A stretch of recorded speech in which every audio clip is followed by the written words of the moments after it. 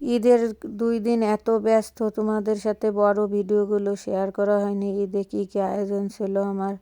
আসসালামু আলাইকুম, সবাই কেমন আছো বন্ধু? ঈদের দিন কী কী আয়োজন ছিল তোমাদের সাথে শেয়ার করি। নবাবী সিমাই বানিয়েছিলাম, এটা তো বাচ্চারা ভীষণই পছন্দ করছে। তারপরে লুজ সিমাই, লাচ্চা সিমাই, আরও ছিল নারকেল আর সিমাই দিয়ে পাখির বাসা, ওটা তো বাচ্চারা আরও ভীষণ পছন্দ করেছে। যেমন ইউনিক নাম, তেমন খেতেও খুবই মজা ছিল। গরুর মাংসের কাবাব বা টিকা যেটাই বলো সেটা, এটা তো আমার ভীষণ পছন্দের। আর শুধু পোলাও দিয়ে এটা আমার খুবই ভালো লাগে। কার কার আমার মতো টিকা দিয়ে পোলাও খেতে ভালো লাগে।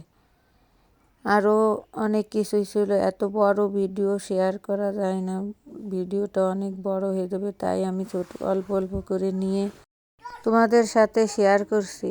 এটা ছিল গরুর মাংস।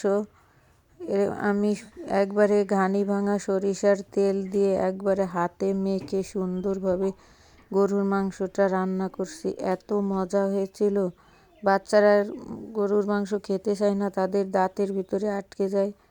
সেজন্য আমি একবারে সুন্দর অল্প আঁচে নরম করে গরুর মাংসটা রান্না করেছিলাম। তারপরে তো রোস্ট, যেটা বাচ্চাদের না হলেই নয়। আমার ছেলে তো 2-3টা এমনি খেয়ে ফেলেছে পোলাও ছাড়া। কী আর বলবো, ওদের রোস্ট এত পছন্দ। দেখো আমার মাংসটা কত সুন্দর হয়েছিল, কালারটাও যেমন সুন্দর, একবারে মাখো মাখো, খেতেও খুবই মজা লেগেছিল, একদম নরম।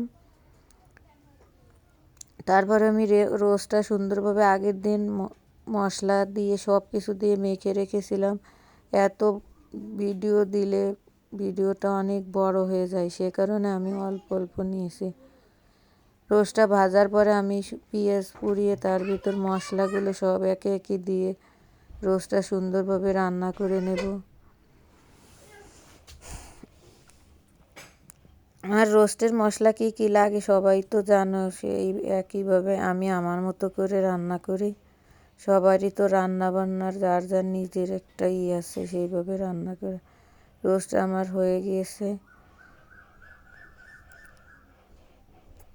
দেখো আমি একটু কাঁচামরিচ আর ঘি দিয়ে নামিয়ে ফেলবো। এখন হচ্ছে আমার মজার পার্ট, এটা হচ্ছে ডিমের কুরমা। আমার তো পোলাও হলে ডিমের কুরমা লাগবেই, এটা ছাড়া আমার চলেই না। কিন্তু তোমাদের সাথে একটা কথা শেয়ার করি, আমার মা এবং আমার সেজো আন্টির হাতের ডিমের কুরমা আমার ভীষণই পছন্দ। আমি যতই ভালো রান্না করি, ওনাদের মতো ডিমের কুরমাটা রান্না করতে পারি না। খুবই দুঃখের বিষয় আর আফসোস লাগে, ওনাদের মতো কেন যে হয় না আমি বুঝি না। কী যে কম আর কী যে বেশি হয় এটাই বুঝতে পারি না। তাদের ডিমের কুরমাটা আমার ভীষণ পছন্দ। তারপরে কুরমা রান্না হয়ে গেলে আমি পোলাওটা রান্না করে নেব। এই তো আমার ঈদের আয়োজন, ছোটোখাটো পরিসরে তোমাদের মাঝে। ঈদে কে কী রান্না করছে, কার ঈদ কেমন কাটছে আমাকে কমেন্ট করে জানাতে ভুলবে না কিন্তু। আমার বকবকানি শোনার জন্য ধন্যবাদ।